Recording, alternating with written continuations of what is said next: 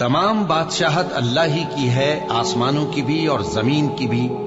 वो जो चाहता है पैदा करता है, जिसे चाहता है बेटियां अता करता है और जिसे चाहता है बेटे बख्शता है, या उनको बेटे और बेटियां दोनों इनायत फरमाता है, और जिसको चाहता है बे औलाद रखता है।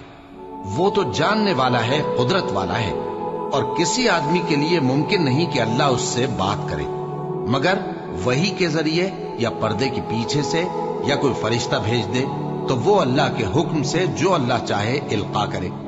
बेशक वो बुलंद बरतर है, हिकमत वाला है। और इसी तरह हमने अपने हुक्म से तुम्हारी तरफ रूहुल कुदस के जरिए से कुरान भेजा है। तुम न तो किताब को जानते थे और न ईमान को, लेकिन हमने इसको नूर बनाया है कि इससे हम अपने बंदों में से जिसको चाहते हैं हिदायत करते हैं। और बेशक ए नबी तुम सीधा रास्ता दिखाते हो।